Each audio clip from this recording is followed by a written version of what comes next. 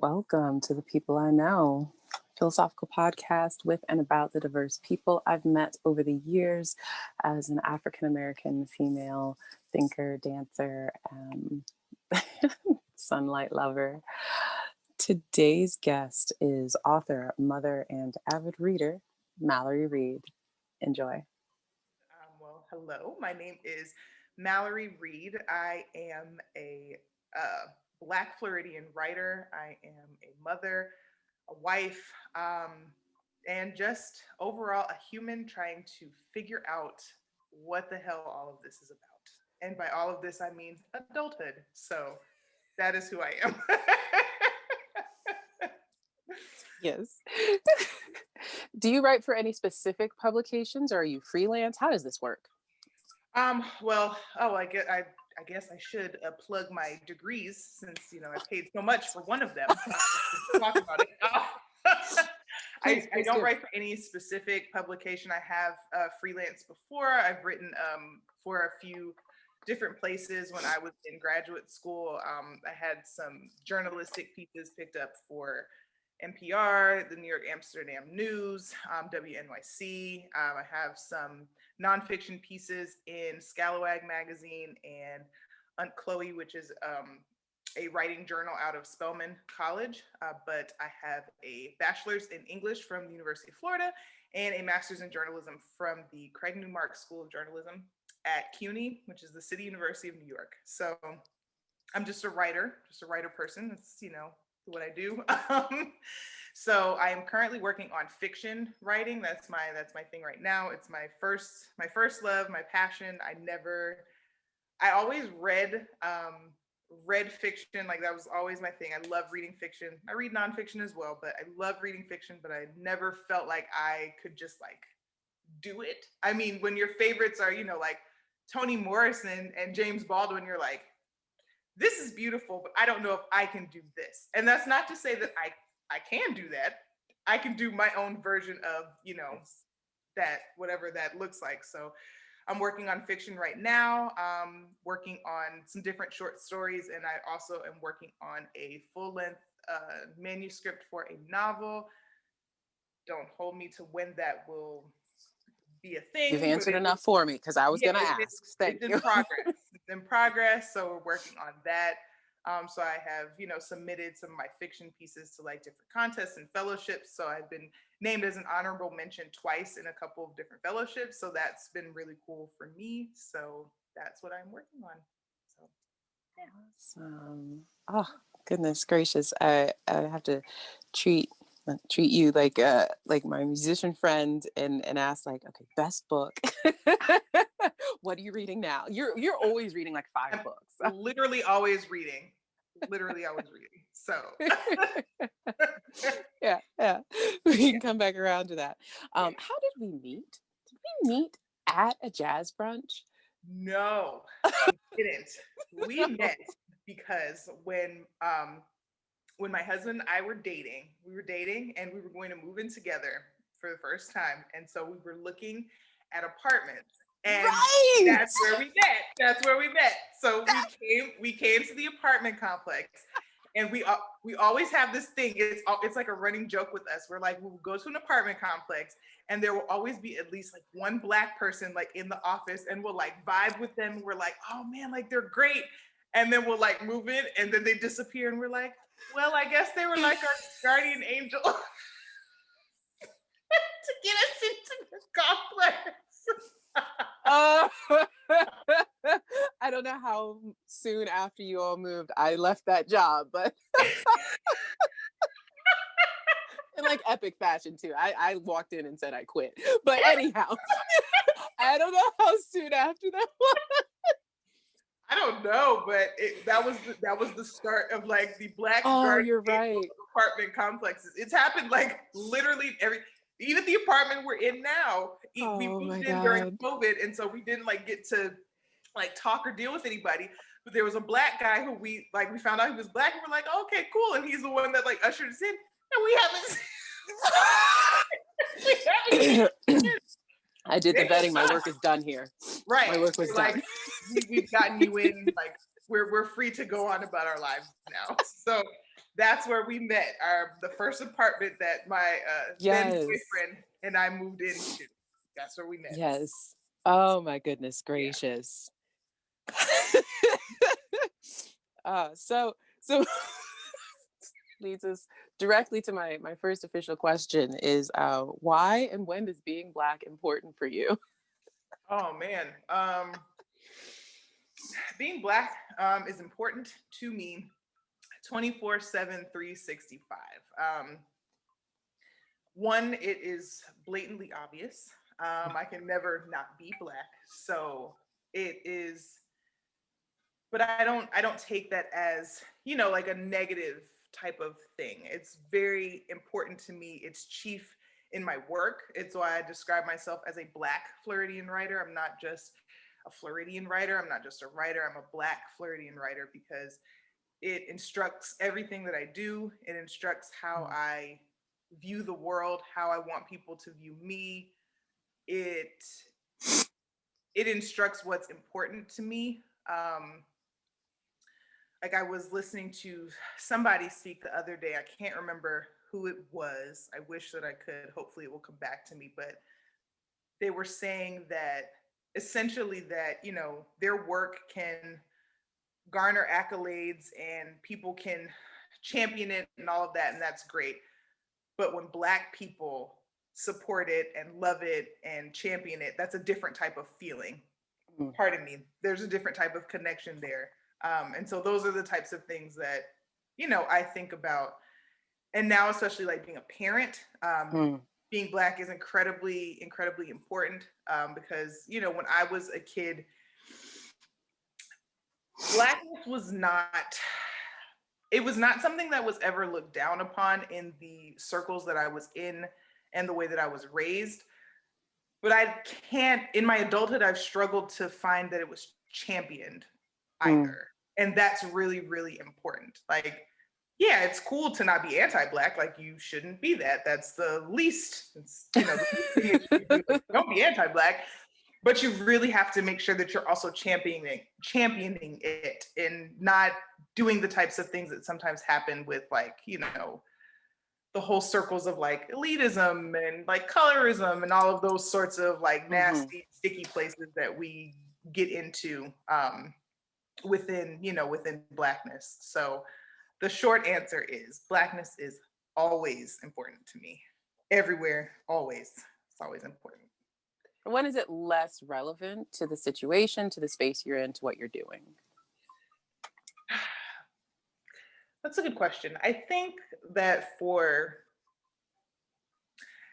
less relevant would probably be a good way to frame it because, again, it's always present with me. It's always important.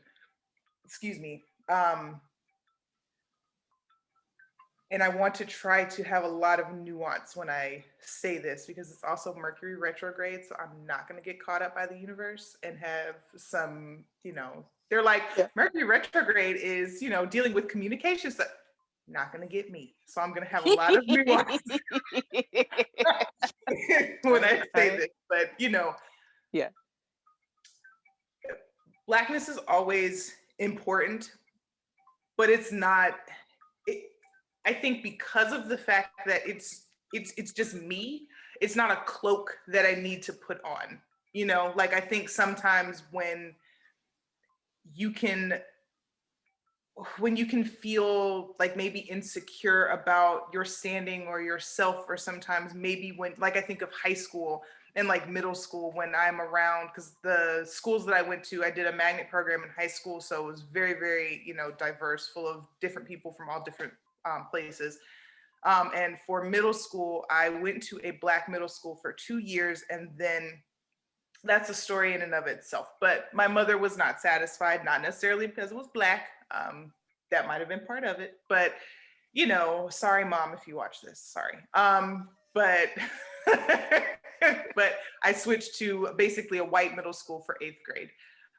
So I think about those times and I think of just kind of those feelings of insecurity and just not having a sense of self. Like that whole sense wasn't developed.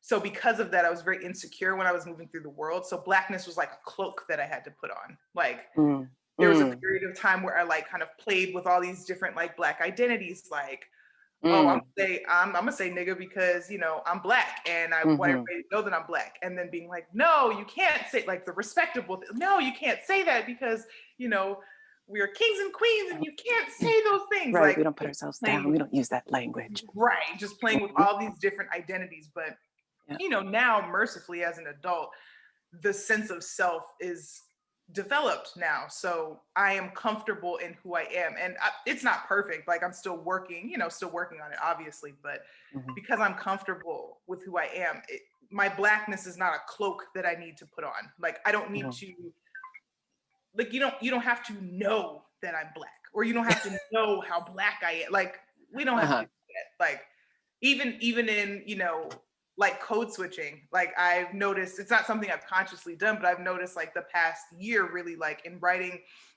you know, like Facebook statuses and things like that, I speak more in African American vernacular, which is how I speak in general. Like it's just part of my language. Like, yes, I speak proper English, but to me, like the mix of my English is a mix of all different types of things. Yes. And, you know, Black vernacular is one of them. So I've started writing my statuses that way because that's how I speak. So if I feel like framing my sentence that way, like I'm not so much like, are people gonna know that like I'm smart and you know doing this purposefully? Like if you don't know by now that I'm a writer and that I'm purposely utilizing the language this way, then that's on you. Yes.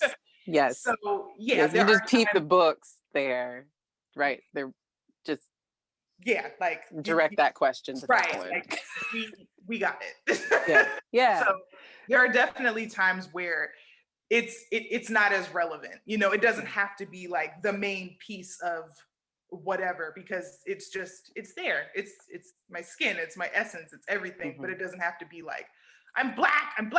Like it doesn't have to be that. So yeah. I was walking through a store the other day and you know, having so many of these conversations, of course, coming up, I've always been aware of Black History Month, but like, I feel like on and off years, like I'll do more research than others. I'll celebrate it more some years than others. That's just like some years people celebrate Christmas more than others. Like that's just what it is. It happens.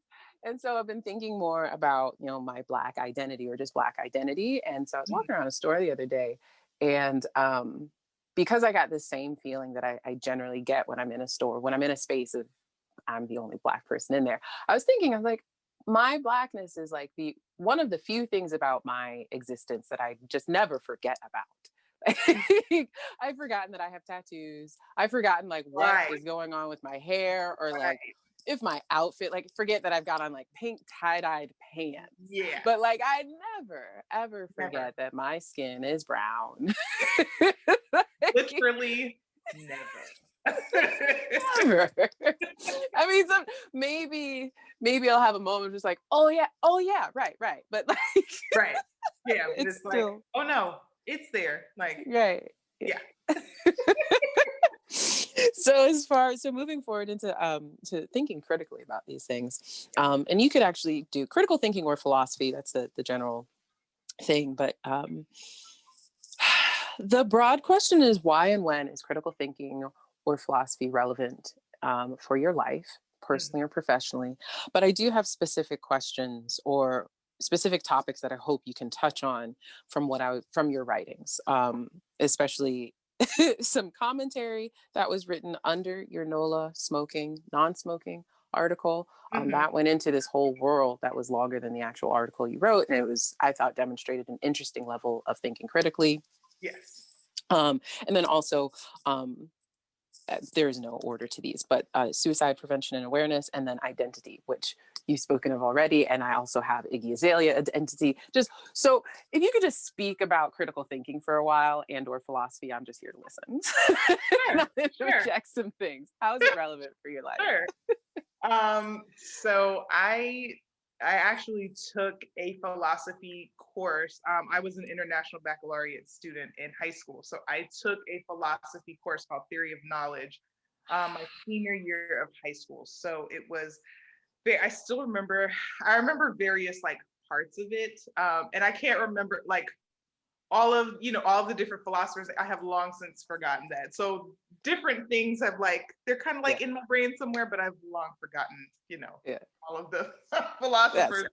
I do remember reading Zen and the Art of Motorcycle Maintenance. I don't know if this is something that everybody has to read, but let me tell you, Mr. Rogers, if you ever see this, that was my teacher's name. If you ever see this, I'm sorry. I hated that book. Okay? Hated it. I don't know if I would hate it today, but I hated that book. Zen and the art of motorcycle maintenance.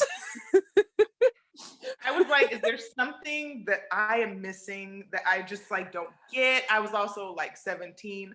Oh gosh, that sounds like a great example of like know your audience. It was not for us, okay? Like, I don't know anybody that actually was like, oh my God, this is great. And I'm the one who's usually like, oh my God, this is great. And everybody else is like, I don't want to read. I just want to go do other stuff. But I was like, yeah, this is not it. So yeah. That's an aside. But critical thinking, it's so funny because I always go on personal, like offline rants about critical thinking because it is just so absent. Like nobody critically thinks about anything. And I've gotten to a place in my development where I have learned to accept that. I struggled with accepting that when I was younger because, Amen. long story, but all I felt like I had in my youth was my intellect. Nobody ever made me feel like pretty or valuable really for any other reason other than what was inside of my head. So I very much was like, I'm smart, I critically think, I think about everything. Like that was my thing. So I have always been a very like critical thinker. I really like to turn things over in my brain. I like to try to evaluate them from different perspectives, different viewpoints. And I've gotten a lot better in adulthood at just understanding that people are approaching things from so many different wild places and perspectives. And in the work that I have done personally to really just work on like healing and becoming a whole human being, I understand that, people are also really struggling because they have had all of these different traumas and things happen to them when they were children. And so everybody's inner child, is a thing. So most people are responding at things from their inner child level. So they're not even like critical thinking, that's out of the window. Like they're not. Yeah. This is the automatic. This is the autopilot. Exactly. Absolutely on autopilot, just, and understanding that and learning that has really just helped me step back and to just, like I used to, when the internet still felt like a kind of cool neighborhood to be in, I would like be on the internet and just be like, oh my God, like reading the comments, which we all know by now. Don't read the comments. But, back then you're just like, well, I'm just going to go peruse and just be like, how can people think this way? How can you do that? Yeah. Not even worth it. Like, it's not even worth it. It like truly. So critical thinking is just incredibly valuable because just like you just need a little of it. Like just a little of it will go such a long way, but that I think critical thinking also requires people to approach things from a more fact-based approach. Nobody wants, everybody is, again, it's that inner child stuff. It's like, this is my opinion, this is how I feel, and that's what I think. Like, doesn't matter whether it, first of all, like, we're not even gonna get into opinions and the correctness of opinions. We're not even but like, yes, people they refuse. Like, somebody can give you legitimate facts and you're just like, well, no, I don't care because this is my long held belief system and this is like all that they have. And so they're just like, I can't, it's essentially like a refusal to critically think because their belief system is going to be threatened and people are just terrified. And I understand. I get it, because, you know, when you get into that place where you were doing that kind of work to challenge like these belief systems and things that you were given, there's nothing on the other side. There's beauty in that, because, well, now you get to erect something. But for many people, that feels like death. So they're just like, they're like, absolutely not. Like, this is the belief system. This is what I'm sticking with. This is what it is. But I just feel very blessed, lucky, and grateful that I have just never really been that kind of person, and just have always been so wrapped up in really kind of thinking and evaluating things. I don't know why I was gifted that type of operational system, but I'm very, very grateful for it. So. So you wrote this article on bars in New Orleans, how they were maybe going to be introducing possibly non-smoking, a ban on smoking in bars. This is a few years old. You know, many cities, this is a rolling thing happening across the United States. So okay, great. Just give us some information. Awesome. And in the comments, and you briefly hinted at a person who was there, not protesting this thing, but she was upset about this happening as well. But particularly in the comments to this article, some people were presenting a lot of information, essentially supporting advocating for their right to smoke at a bar. And so when I'm saying connecting the dots, so there's that. And then when I hear you explain just perfectly about how when we have these core sets of beliefs and then suddenly don't get to believe them, it does feel like death. Absolutely. It's just like, what the fuck am I supposed to do now? Exactly. You know, and that's why my last big question here is about existential dilemmas. Like, this happens. That is part of life. That is part of existence. We're going to have these dilemmas. They're a challenge to our existence. And so, yes, many people are going to resist this. But something that we learn something from every relationship, right? So like most hated ex, this is what I learned from that relationship, that if we take something away from somebody and don't replace it with something else, then we are not helping that person. So, or we're expecting them to fail. They're going to fail. So what's beautiful is that we can replace those false beliefs with facts. Right. That's a great place to start. So I'm reading through these comments and getting very irate underneath your article. And I'm just like, what is wrong with people? Why are these people? No, let me take a step back.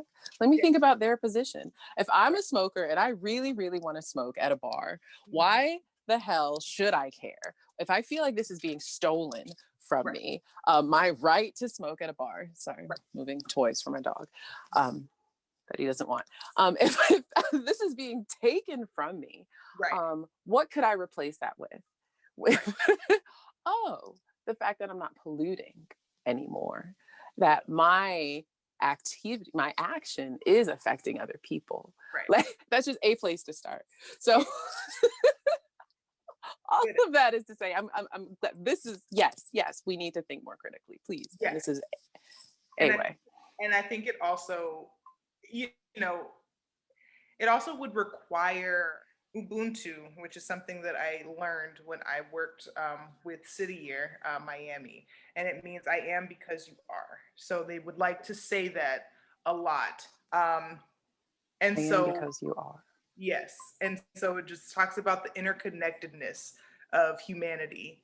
And I think the reason why a lot of, you know, thinking, because I read the comment on that article, like after I wrote it, because I was like, okay. I was also literally like 27 and an intern. So I was like, okay, like I was just telling you that this was going to happen. Like, it doesn't have to be that. But I was not on my journey of unlearning and stuff yet. I was not there yet. So I have long taken, listen, I'm a Cancerian type. I take everything personally. Everything. So I'm working on it. It is a journey. So I definitely was like, why are you leaving this comment? Like, I'm just doing my job. Ah. You know, I didn't respond, but I was just like, yeah. Oh, it wasn't even on that. But like you said, like people are feeling like, okay, well, this is my right. Like, this is the thing that I always do. And now you're taking it from me. And it would require for people, like people would have to have that mindset. I am because you are.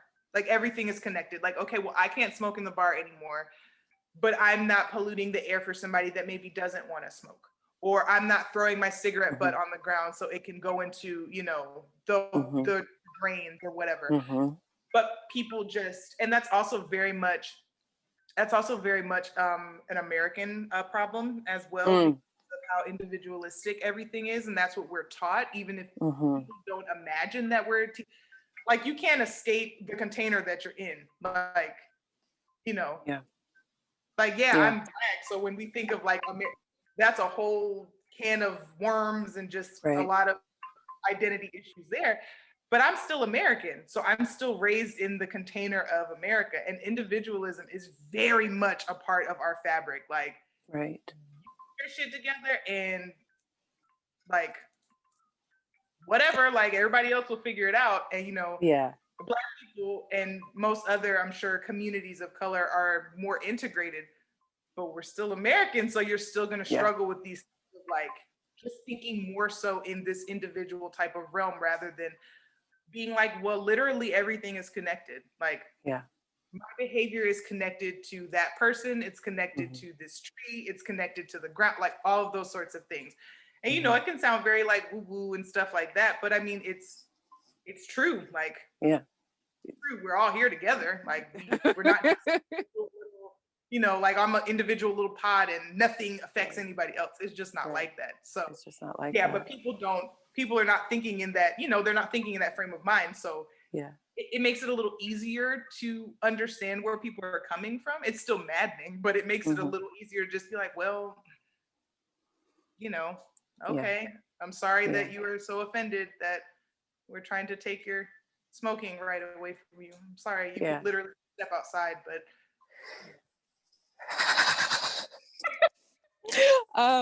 so moving away from that, and thank you for allowing me thank you.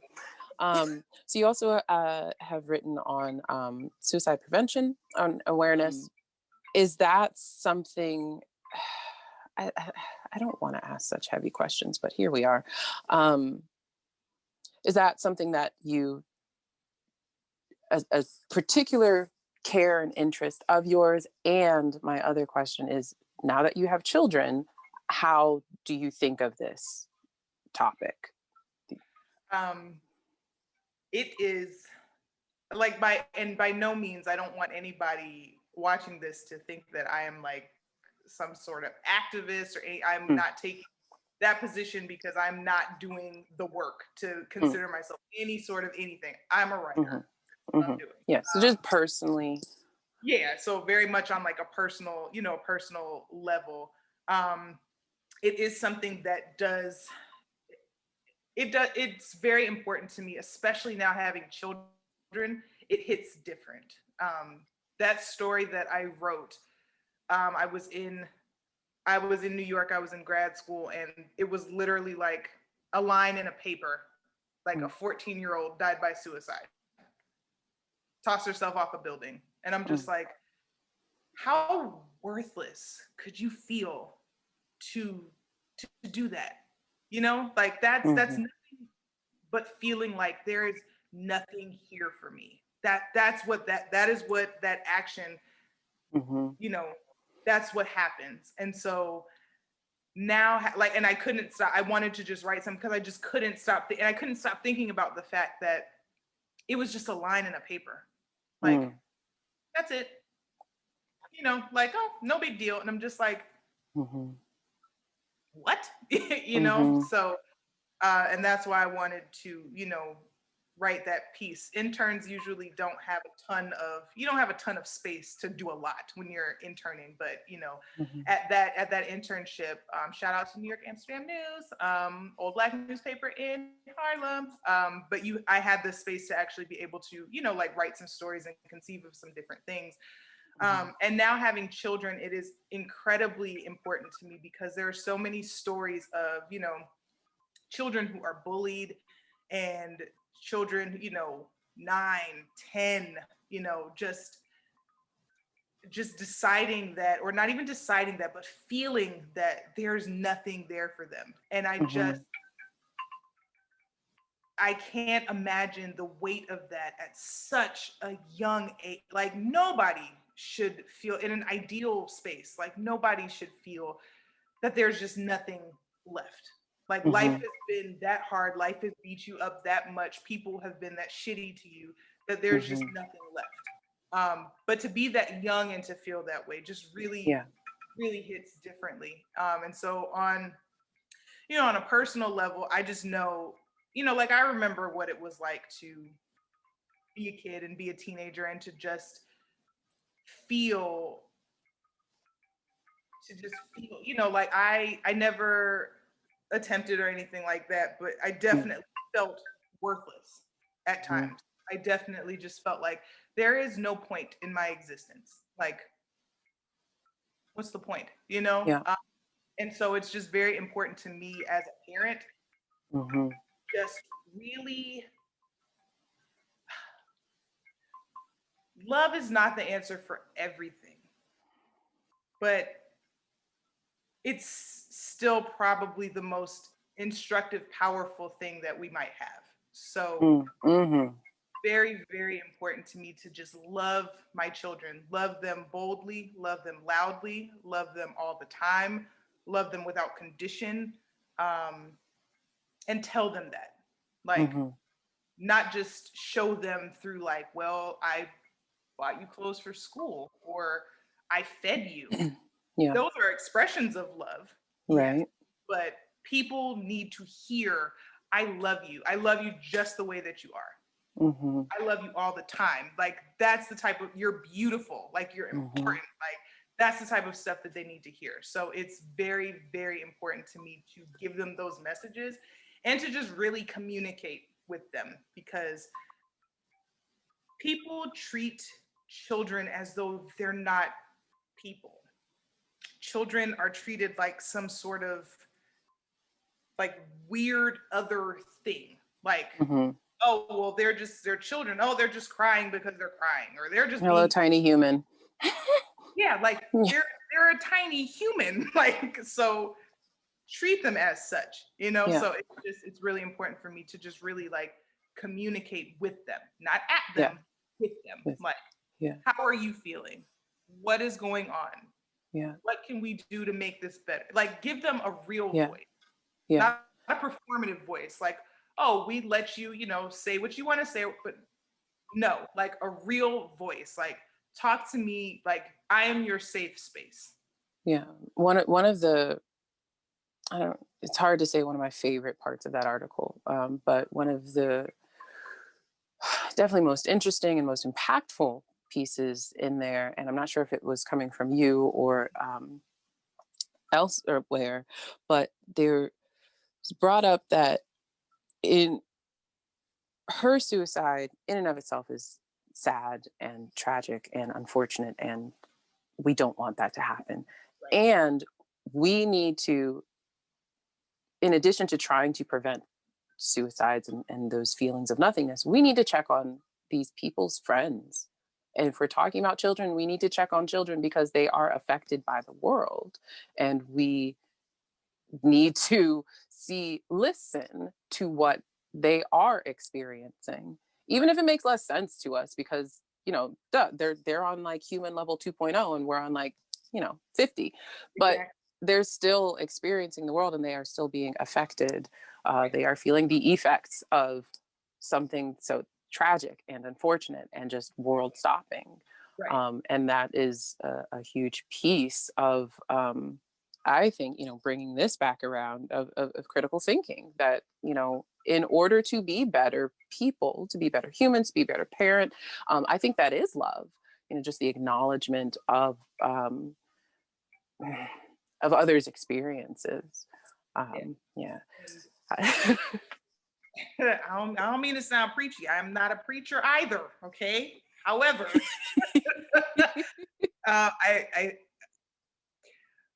adults are afraid to feel, and children make them feel. And because you learn life, you get to adulthood, and life has shown you its hand, and you're just like, I'm just trying to hang on however I can. And so part of that, part of what people think it is just shutting down like anything that can threaten that, when really feeling is what is going to like take you to that next level. But I completely understand how for some people that's just it, they're like, I don't have time for that, I can't, like, I don't have the space for that, I'm not safe to do that, like I can't. So kids make you feel things. And so I think that is why so many of us, in becoming an adult and talking to so many different, like, even people I'm not super close to, but like acquaintances, like different friends or whatever, and just all of the stories that we have about like growing up and like the way that we're treated and like parents and all that sort of thing. And it's just like, yeah, well, the easiest thing for parents to do is just to shut it down. So instead of talking with your kids and like really getting to like what's bothering them, you shut it out. You shut it out and you're like, it's almost as if like the adults themselves just don't have the space, the capacity to deal with it. And so they're just like, I can't. Like, are you safe? Are you in school? You know, are you fed? Like, that's all I have space for. And that's how, you know, that's how things can get missed. You know, there's like a meme or something I saw the other day where it was like, have you checked on your strong friend today so they can lie to you? And I'm like, yeah, I'm like, it just, people are just going through their own shit. And it's just so easy to just like, you know, so imagine with a kid, you're like, are you all right? They're like, yeah, I'm okay. Right. And you're like, yeah. Okay. They're in school, they're fed, they're home, so they're okay. And then something happens and you're like, how did I miss it? Where did this come from? Right. It's like it was there, but you know, you have to be willing to, like, people can't deal with what triggers are brought up when you know, like your kid is bringing something that's triggering you. You have to have a certain level of awareness to be able to say, this is triggering to me, and so I have to do X, Y, and Z. For most people, it's like threatening. They're just like, ooh, nope, not dealing with it. So, but I want to ask about existential dilemmas now, because that seems like a huge, when we're triggered, and thank goodness we are like socially, culturally aware of what this means now, even though people are, oh, I'm triggered now. Right. But that can be, and often nowadays is pointing to these dilemmas, these crises that are coming up. Like, well, if I don't get to do this as I always have, well, what am I supposed to do with my life? My entire personality, or a big chunk of my personality, might be built on that kind of stuff. So usually my question is, what advice do you have for people who are feeling this, for people who are having existential crises and dilemmas? What advice do you have? How do you think your experiences can speak to people dealing with that?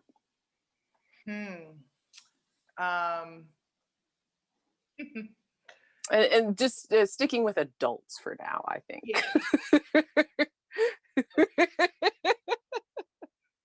Like, kids, y'all are in a whole nother ballgame. It was not like this when I was a kid. So, right. Oh my God. So that's what they don't understand. I'm like, there was no social media. I didn't have to worry about, oh, everybody's tweeting about some stupid shit that I said. No, praise God, because listen. Thank God. I mean, I love you, so much love for you. And I am so thankful that I do not have children. I don't know how y'all are doing it right now. This is hard enough to deal with just me. What?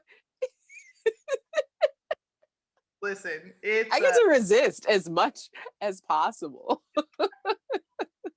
I definitely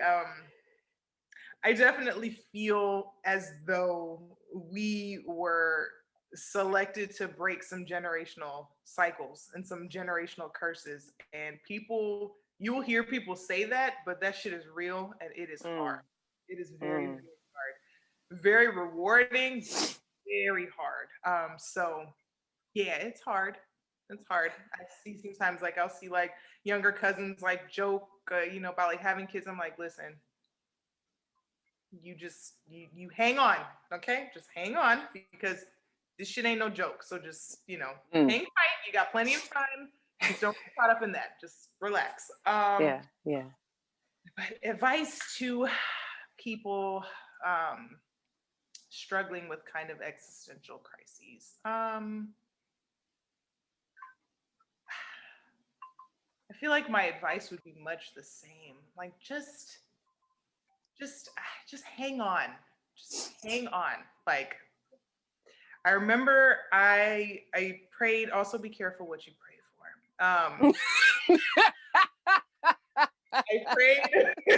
I prayed sometime back for patience because I was like, no, so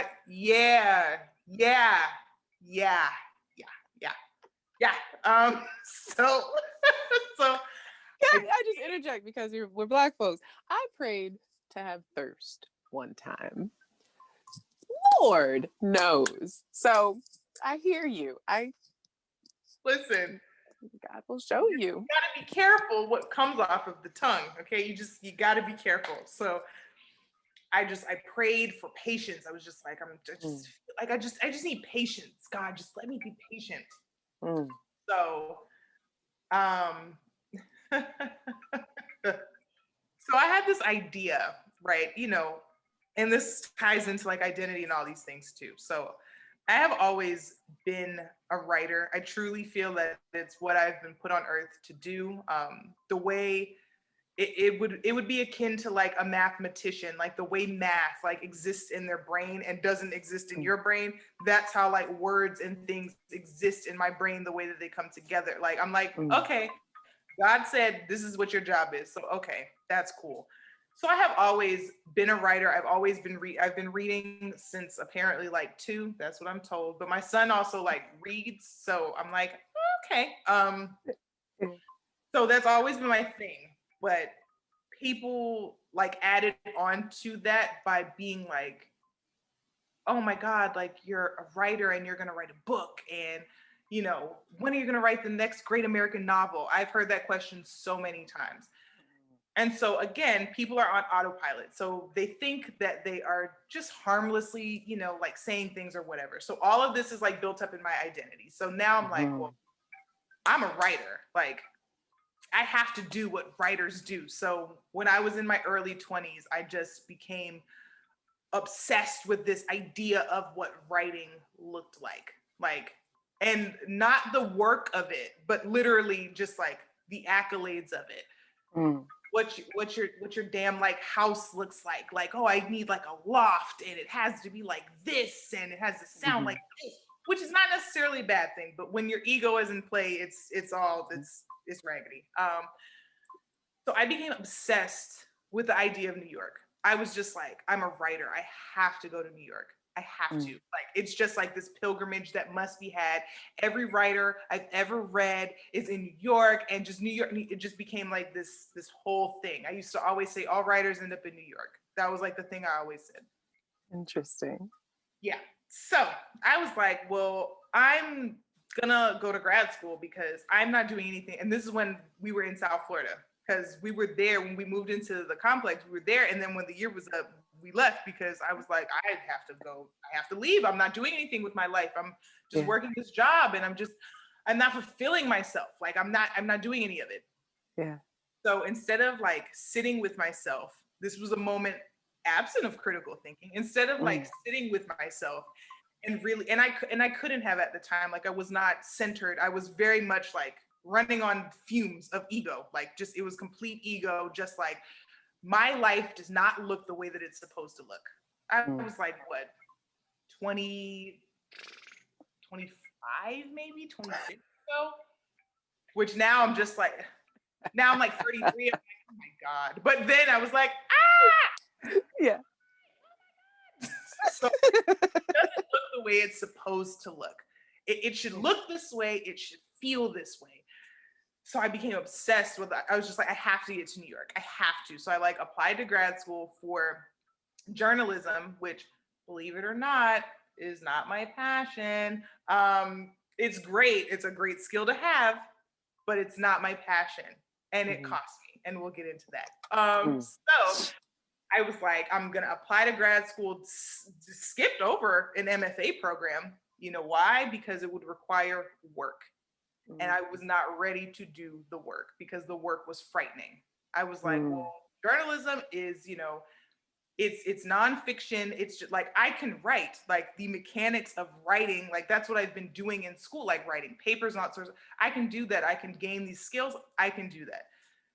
So I applied for master's program in New York, got in. I was like, woo, see, meant to be, I'm going to New York. Yeah, don't ask me what preparations were made. Don't ask me money saved. Don't ask me. They say God protects babies and fools. Protected my fool ass. Okay, so I so got there. You know, I quit my job. We moved out of the apartment. I took my then boyfriend, who we had only been dating for like a year, and he moved with me to New York. New York. Okay, so just understand that God was looking out for my ass. So I got there and just nothing was the way I imagined it. First of all, I did not live in New York. I lived in New Jersey, sleeping on a couch that we paid money to rent. Okay, we paid money to rent, sleeping on a couch until we moved into the room because people happened to move out. It was a whole thing. And I was just so unhappy. I was miserable. Oh, I was miserable. It was one of the most miserable times in my entire life. My relationship was stretched thin because he was putting up with me. I'm miserable. I'm just like, nothing is the way that I want it to be. And so I had to take out loans, of course, because I went to undergrad. Undergrad was fully paid for by Florida Bright Futures, all that good stuff. So I had no student loans. So whenever people would be like, rah, student loans, I was like, that's unfortunate, but I didn't have it. So I took out loans. So I call it the $50,000 degree, because that at this point with interest, that is what I owe for that damn degree. It was like an 18-month program. So not being able to just shuck the idea of what my life was supposed to look like and what it was supposed to be like and what it was supposed to feel like. Yeah. Because I was impatient and I wasn't willing to like dig in and do some work, because writing is like, it's long-term work. Like you really have to be like, well, this is what I'm supposed to do and I love doing it and I'm going to keep working at it even if nothing comes from it. Like Toni Morrison published The Blue Slide when she was 38. There's a writer who just published a book, Robert Jones, who just published a book called The Prophets that I'm really eager to read. He's 50. It took him 14 years to write that book. He said, one, because he was like scared, but also just like all different things. So it takes time. And I just wasn't in a place where I was prepared for that. So I was impatient and I was like, no, I'm just gonna like do something now. So that was my, you know, $50,000 dilemma. So I always, and to make matters worse, yes. So to make matters worse, my husband and I always joke about the degree itself. Like, it's funny how ego will have your ass set up, because ego will be like, oh, you need the shiny thing, and it needs to look like this, and it needs to look like that. And then the gifts that it'll give you will be like trash. So like, I have this lovely, you know, diploma from UF that's like all old fashioned. It's on this nice, beautiful paper, and there's like a gold seal embossed on it. Yeah. Sorry if anybody from my damn grad school is watching, but sorry. But that degree is not, it's not. The diploma itself literally does not even look like a fraction of what like my UF diploma looks like. So it's just like, look at what $50,000 got you. Nothing. Absolutely nothing. So all of that is to say that you really, what I have learned in the last few years, particularly after having children, because that is what humbled me and sat my ass down, because I don't know what else would have happened that would have just forced me to sit still and reckon with myself. Like, I don't know what else would have happened. So I have just learned that patience is truly and utterly the key. And I learned also that patience is not literally just like, oh, well, I'll just sit around and do nothing. But it's literally like the definition of it is to remain still without complaint, without like all these. So it's not like, well, I'm just going to sit still, but I'm upset. But it's literally like, be grateful for where you are and just be grounded. Don't complain. And that, you know, and again, Mercury retrograde is not going to get me. That's not to say just suck all your feelings down. Like, it's fine, Right. fine. No. But just to really be grateful for where you're at. Yeah. And to just know that what you need will present itself as long as you are doing that work to really get yourself in a place where you're centered, so you can hear it and understand it when it comes. Because impatience is not going to get you anything. Like, being concerned with what your life should look like, it's not going to get you anything. Like, you're going to look up and be like, wow, like that there was no, what was the point? And and I think there's a point to everything. Like, you could take, you know, from everything, you can gain experience, you can get all of these things. But I mean, just be patient to answer the question. Like, be patient, really ground yourself, and really just be in a place where you can be like receptive. Don't have your ego have you out here looking crazy, because it will. Yeah. It will. So Yeah. sorry, I didn't mean to go on. That was a little bit of no. That, I mean, it's a big question. That this shit's real. So, I didn't come out into the desert to just like sit around. Like, I had some shit to figure out. Okay. No, but I really appreciate that. I think I hear you. I feel you. Having patience is oh my gosh, it's such an important piece of this. And it's not going to look the same in every situation. It's not going to feel the same in every situation. One of the things that I love about doing pole is that it has taught me something that like sitting in meditation could not. Like, I had to learn presence through pole, because and if I start to think of other things, if I get impatient with myself, then I'll injure myself. I have injured myself. I will fall. I will slip. I will, you know, it's like something I immediately I get the consequence of my impatience.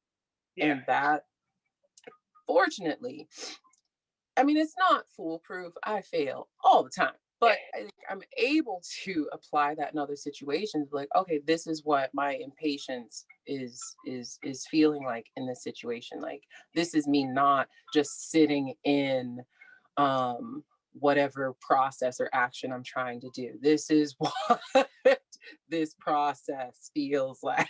And inevitably that reward or that end, it comes. But you have to know that it's going to come, because that helps you sit with where you are. Like, you just have to, and I've done a lot of work too on just releasing your hold on that expectation of the outcome. Like, we clutch onto that for dear life, and it's just like you're missing everything because you're just clutched onto this like outcome. You're like, it has to be like this, it has to be like this. Frequently it won't be like that. Like, it's just it just won't. So just release it and just focus on where you're at. And that has helped me be able to, like you said, like, I can identify, okay, this feeling is happening because I'm feeling this. And that was something I could not do before. Like, now it's like I am both experiencing my feelings, but also seeing them. Whereas before it was just complete feeling. Like, I'm spiraling and I can't figure out what's going on.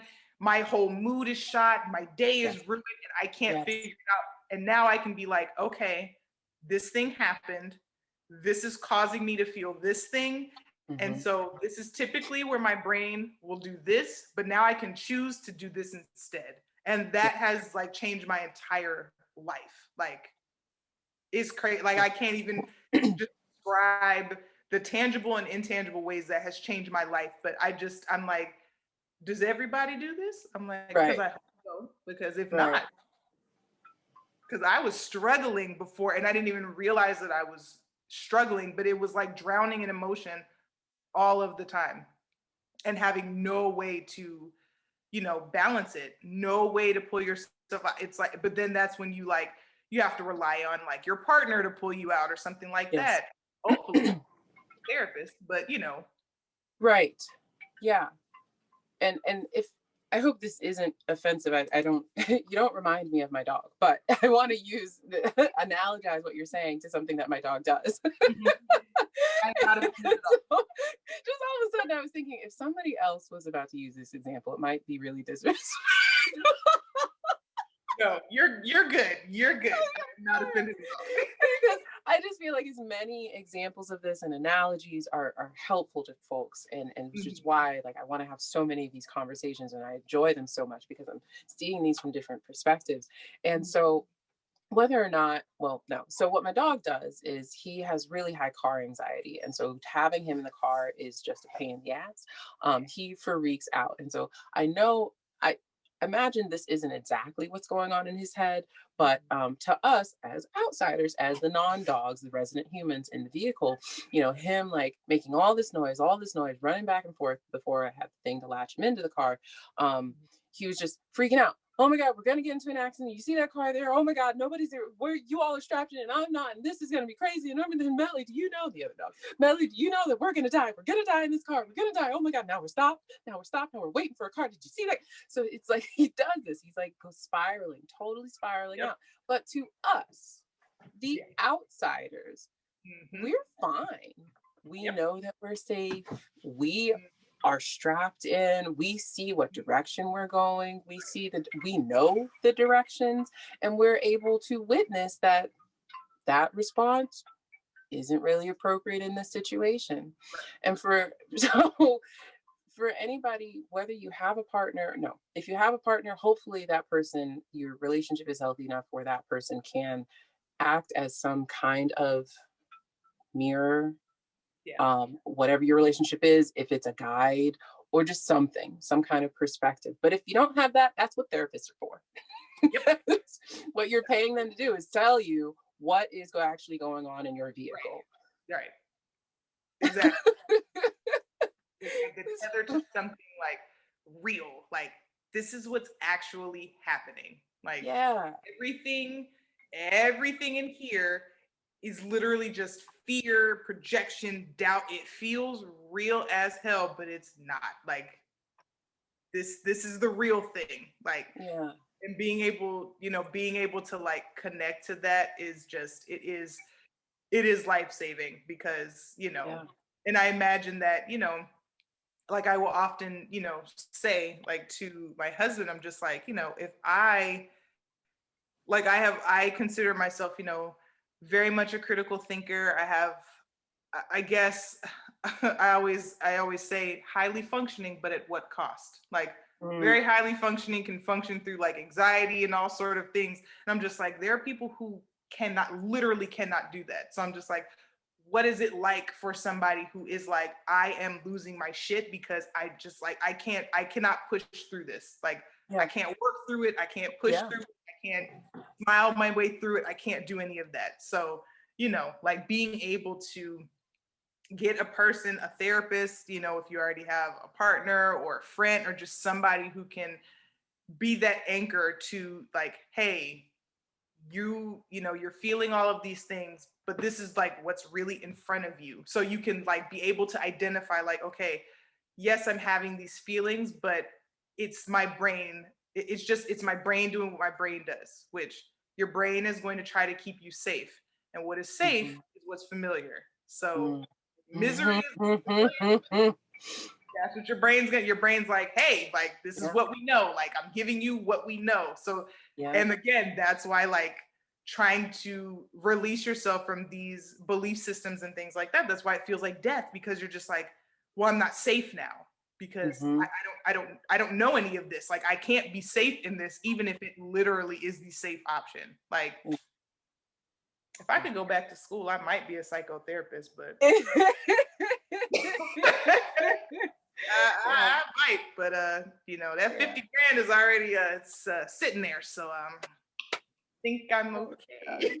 Final thoughts.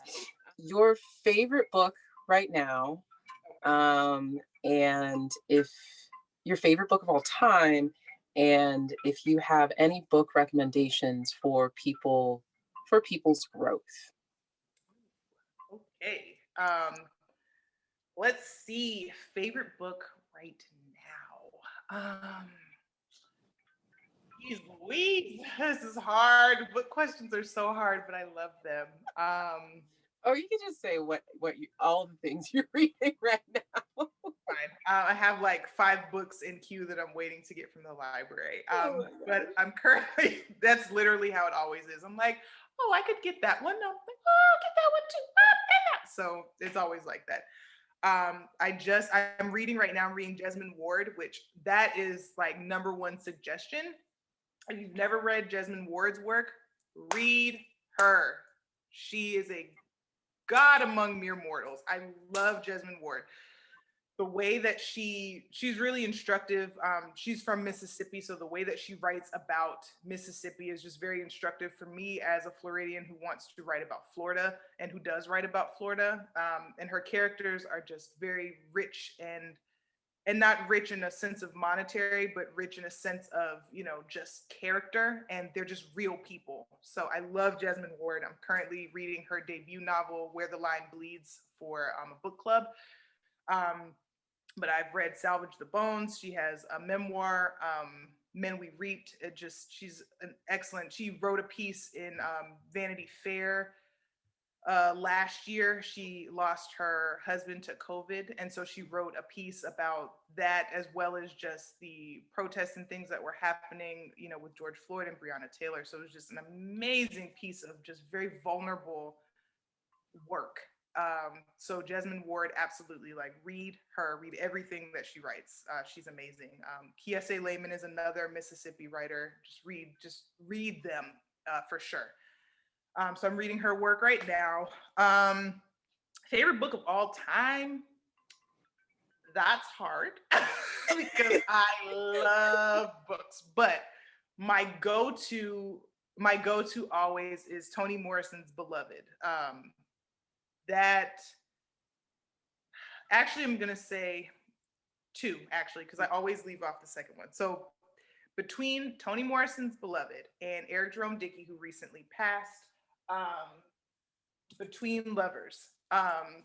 So those 2 are probably my favorite books of all time, because I just reread Between Lovers, and I probably due to reread Beloved.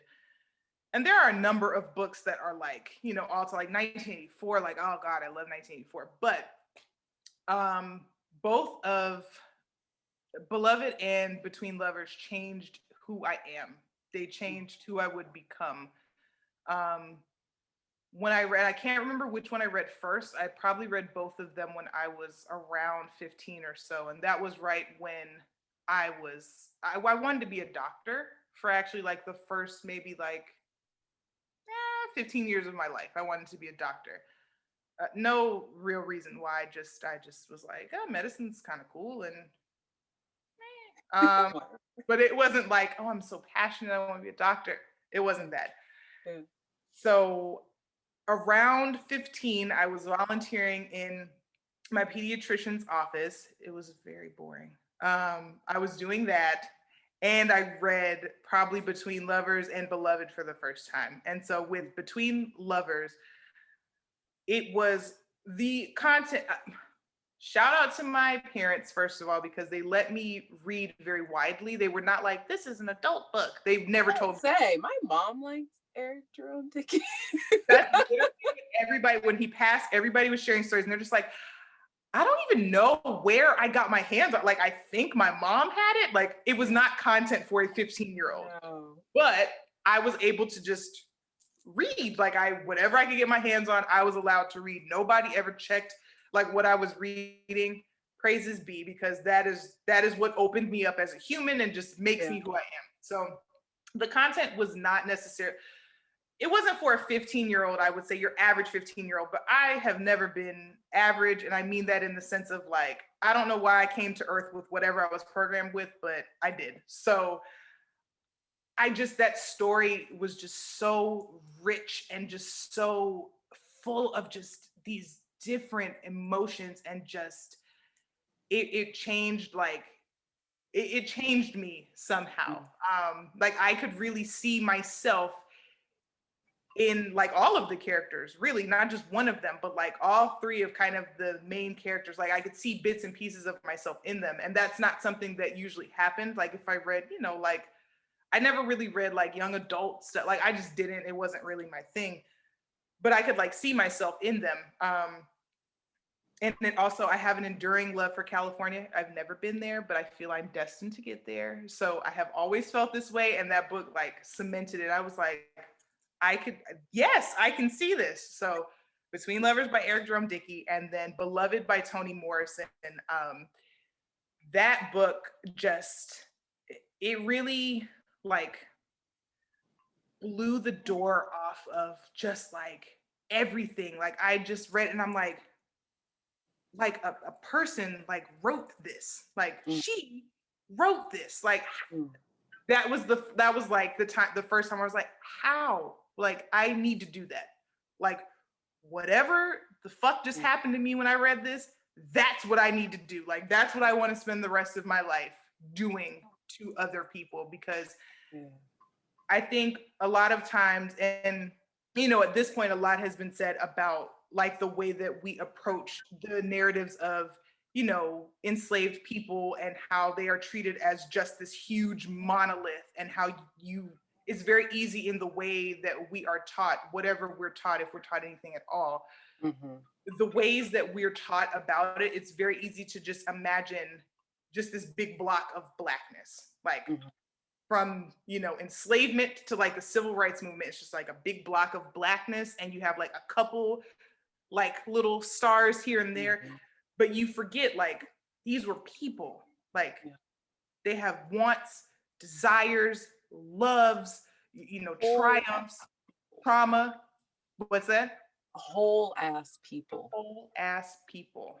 Like that's that, so reading that, and just like when she, is describing like some of the instruments of torture that were used and things like that, like it takes it from the place of like, oh, a museum where you see like these shackles on the wall, and now it's on a human, and it bridges that, and it connects it, and you're just like, holy shit, like, because you know that, but then you like know it, you feel it, like you see it.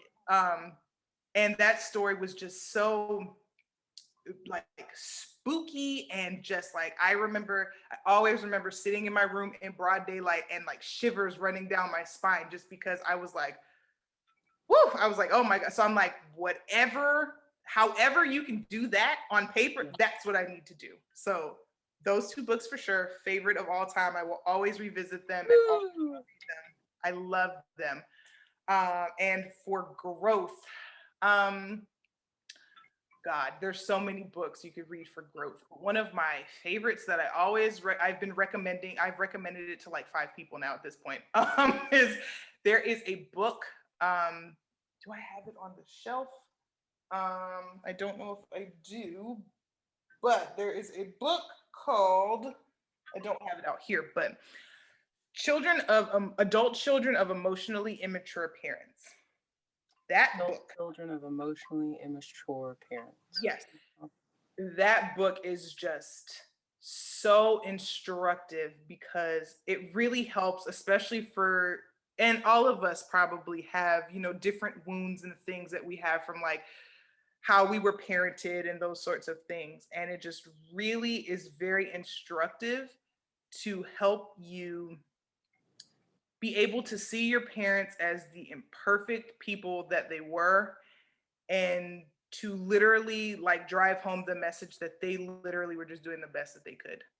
And it doesn't mean that you have to be like happy with it or okay with it. It doesn't mean that that erases how you feel or erases your trauma or anything like that. But they were the same way that we're just doing the best that we can do with the tools that they had. They were just doing the best that they could do.